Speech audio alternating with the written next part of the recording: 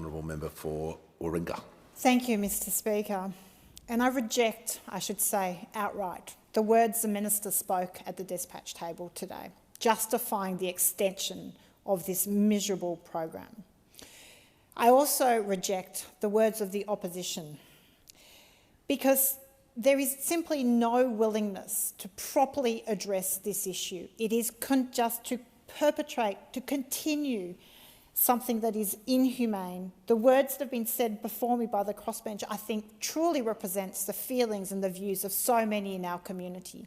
And I think you are wrong when you say and you believe that this is mandated and has support from the Australian community. I think, like so many other issues, communities are incredibly dissatisfied with major parties and your lack of courage when it comes to addressing these big issues.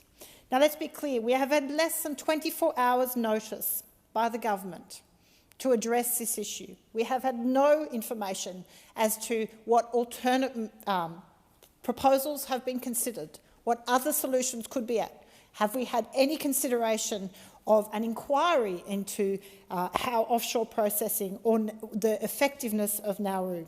We just have words here in this place to say that it stopped the boats. I was disgusted, I've got to say, to hear an echo of the opposition's talking of leaky boats and deaths at sea. That is the language that has got us here to 20 years of appalling policy. It's time to be brave and generous, and that is not what we've got here. We make a mockery of our national anthem every time we extend these offshore detention, processing and these refugee policies. We sing for those who have come across the seas with boundless plains to share, and yet your policy is if you come across the sea, you will be turned back and sent somewhere else. So we make a mockery of our Australian anthem. We know that this system is inhumane and it must stop.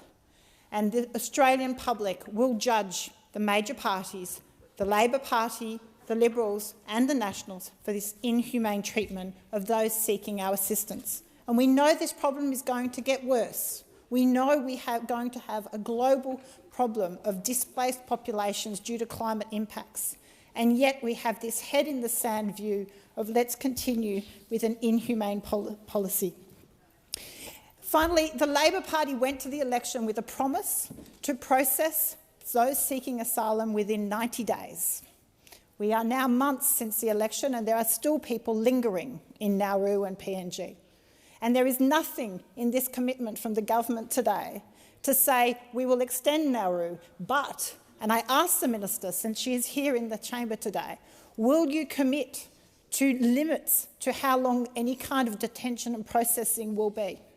As your platform says, when you went to the election, 90-day limit, within 90 days. So do you commit, do you undertake to the Australian Parliament that those seeking refuge and asylum in Australia will be processed within that 90 days and will be freed as our international obligation should be? Before we continue with the debate, before the time elapses, I'll give the call to the Leader of the House. Mr Speaker, in accordance with the resolution carried earlier today, I'll require that the debate be extended for a further 15 minutes. The debate may continue and the member for Warringah can continue her address. I thank the manager of the Leader of the House, because I think this is an issue that we should never have had a curtailed debate on. I think that is definitely something many in this place would agree. It's an issue that is incredibly important that so many in our communities feel strongly about.